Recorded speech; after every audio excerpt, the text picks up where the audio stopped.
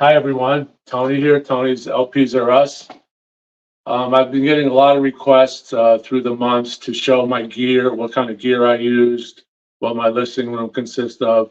So I was waiting for a milestone to reach in my YouTube channel, and I reached that milestone yesterday. I went over 2,000 subscriptions. So based on that, 2,000 subscriptions, I'm going to show you my music room. This is part one because it's always evolving. So I'll just get behind the camera now and give you a nice little tour. I hope you enjoy it. I want to thank everyone for stopping in. Thank you, everyone, for all the subs.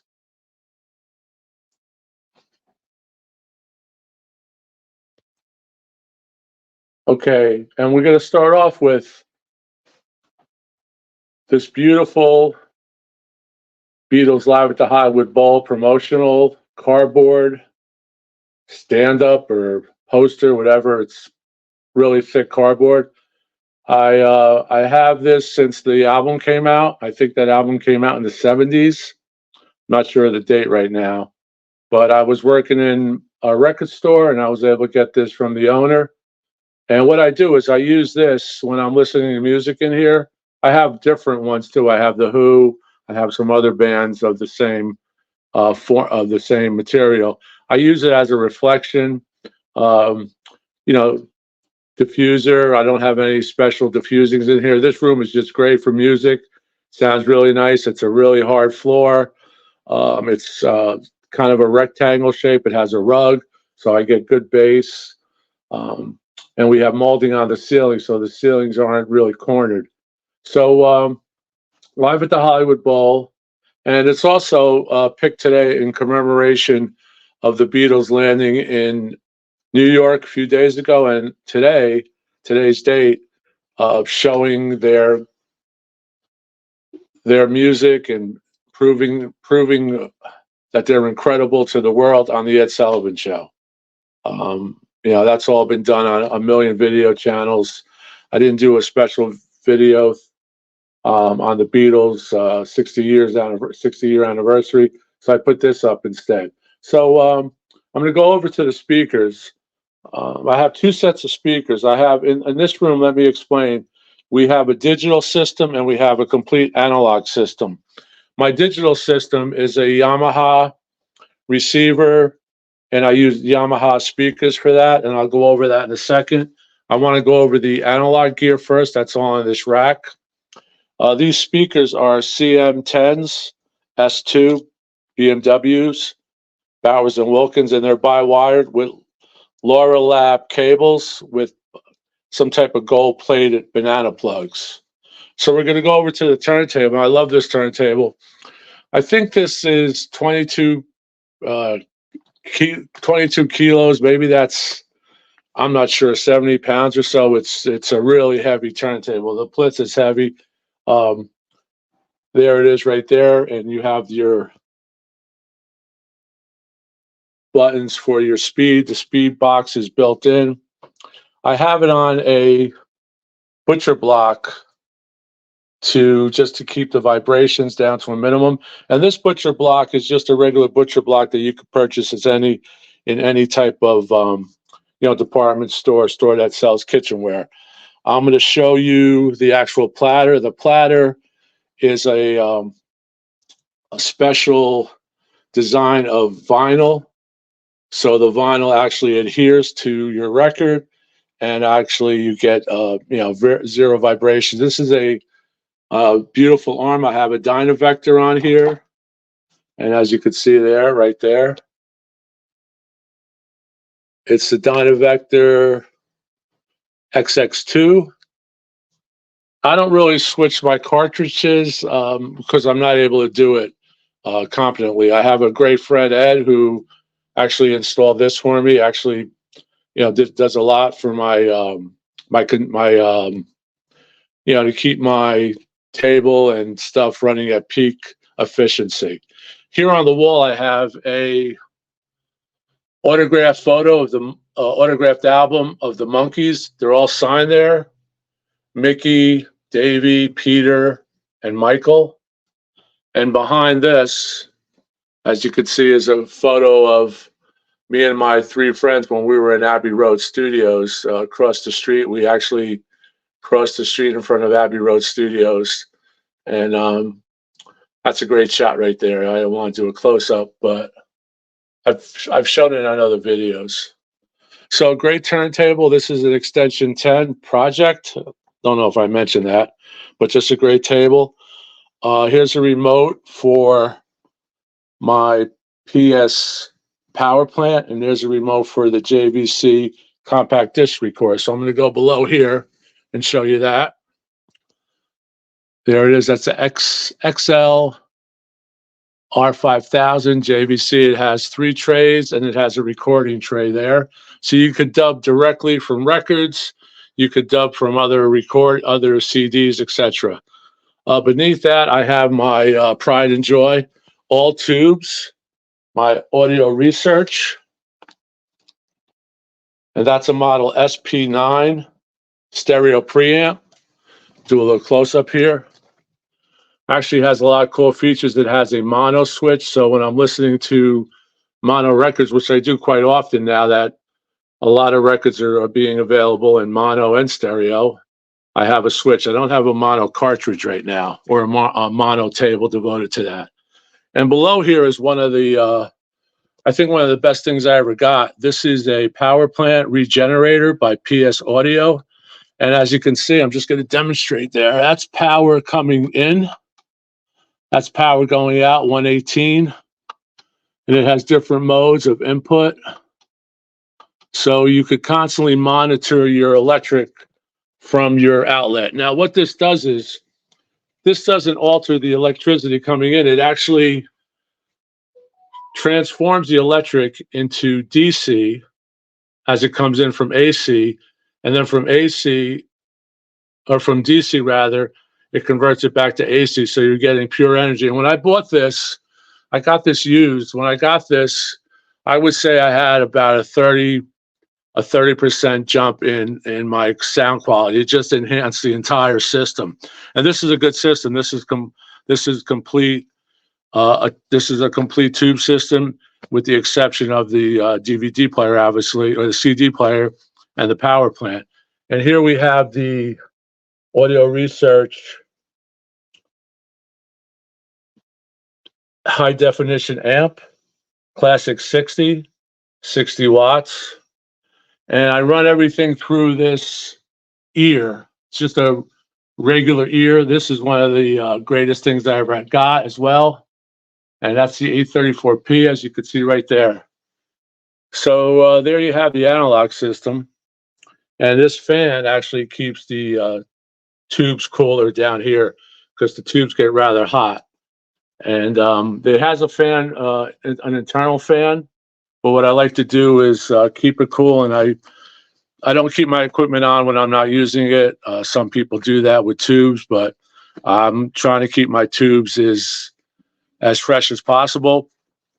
These Audio Research amps are vintage. They've been all recapped with all new tubes about 10 years ago, and it's unbelievable. I get such a great sound stage. I get such a great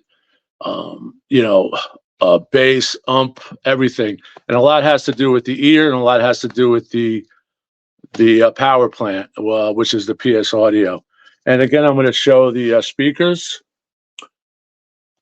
These are just great. These are by-wire Lara Labs wires. And we're going to go over to the digital equipment. These are Yamahas. You could see tweeter, big woofers. I don't have my Bowers and Wilkinsons connected to like a REL sub or anything like that. I do have a sub back there for my surround sound, which is the Yamaha. And before I forget, I'd just like to show the plugs. I actually have power plugs, extra. I don't know if you could see that there. Let me see if I can put the light on it. Right there. And I'll show you what these are in a minute. Before I forget too, let me go over my connectors with you, and I'll just focus on that. So we have the Tarolab speaker cables, the AC plugs, the new power plugs are the Pangaea Audio AC9 MK2. That's the high current connect, and in between, I believe one of my amps into my ear. I believe I have the AC14 connector for low voltage. So that really helps. Every little bit helps. Every little tweak you could do. Actually, there's a shot of the cartridge there. And a great album. Just had that on for display purposes. So in between our interconnectors, we have the Colorado 72V DBS interconnector from the table to my ear. And we also use other Audio Quest connectors like the King Cobra and things like that. And they really sound great. They're not that high end, but in my budget, they're excellent. Like I said, they really get a great sound. Here's just the speakers with their grills on. So here you have the speakers without the grills on. And when I'm actually sitting, this is actually my spot. This is the sweet spot. These Bowers and Wilkinsons are very direct, forcing out.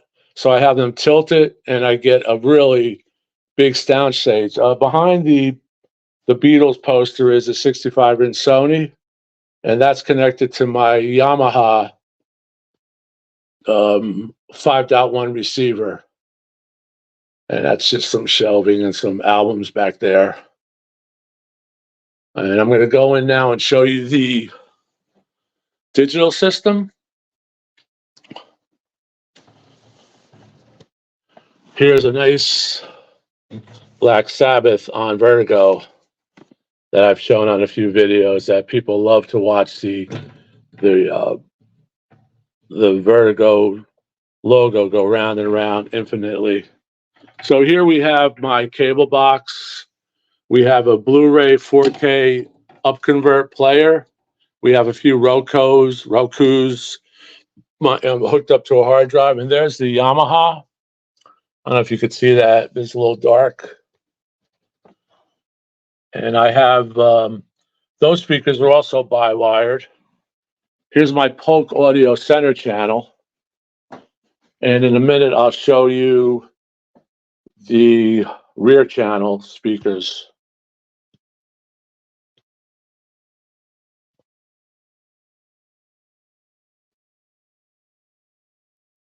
That's my rear channel clips. And there's the stand. And these are not bi-wire, but really not necessary. Above it, I have a great Scotty Moore autograph. Elvis's original guitar player, the great Scotty Moore. There's a picture of my friend and I. We're going over some rare promo LPs that are actually commercials for films, and that's Lee Pfeiffer of Cinema Retro. Just a few years ago, we actually had all these put on CD so that we can listen to them in the car and whatever, and on a flash drive. And Big John did that for us.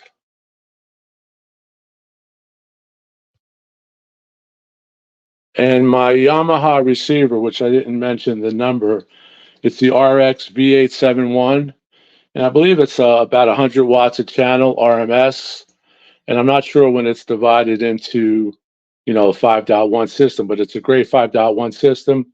My subwoofer is back here, right there. And that's a power strip that I have the subwoofer on and the light.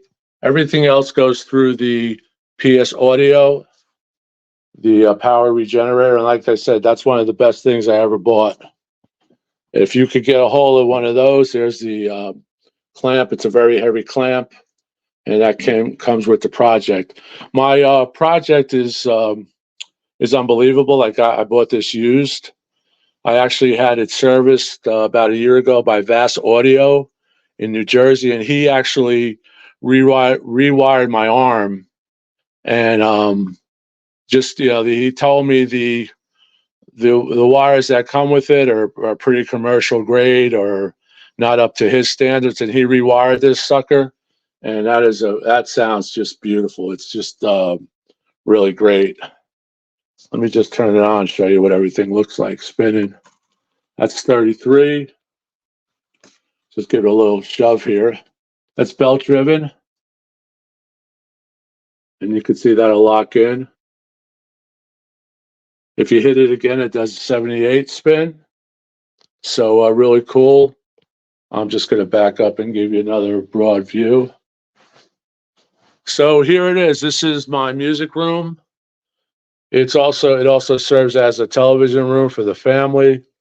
And I have 2 speakers set, one for the digital, one for the analog. I love the BMWs. And the Yamaha speakers are really good, really have a great bass in addition with the subwoofer. And when I put in a great Blu-ray, a rock Blu-ray, or a movie such as Apocalypse Now, a war movie or something, we get this couch shakes. So it's really a great system with the woofer, and I'm just happy about the way everything turned out. I put everything together. We have the audio stand by Audio Vision. It's one of those stands that, pretty commercial. It holds a lot of weight, but it's on casters. Because this is on a rug, it's really not easy to move. I have to take off an item or two to actually roll it. And on my Bowers and Wilkins, we have spikes, which go right into the rug and gives it more of a floating. And up there, I just have a little lamp.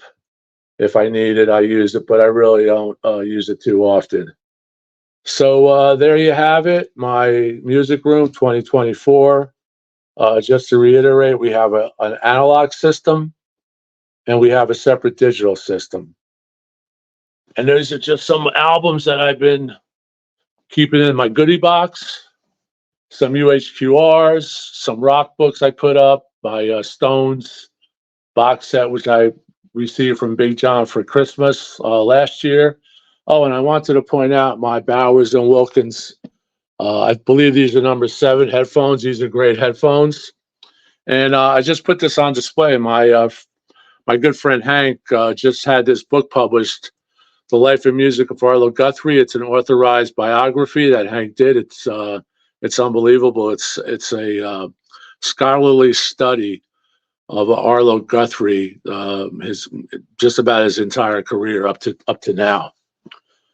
And something else I forgot to point out was, because these vintage amps do not have a headphone input or headphone jack, I actually have up here a Project headphone amp, which is really cool. And then I'll turn it on there. Let me see. You see that blue light? That indicates that it's on. And I really get a really great imaging in my head, which I really could use a lot of times. Here's the ear and the Zero Stat gun, which I use quite often. I don't really have a static problem here. And an Audio Quest brush, which I use. And before I play anything, before I play a used record, obviously, or that I just picked up, or a new record that I just received, I always clean them in my VPI vacuum cleaning machine. And that's about it. Don't know what else to say, except that I hope you like it. And I want to thank everyone for asking about this. And I want to thank everyone for the subs. And if you haven't subbed, please do so. And if you like, please like. It really helps us out. So Tony signing off. LPs Are Us signing off. And congratulations to the 60th anniversary of the Beatles on Ed Sullivan. That was today. Thank you, and see you later.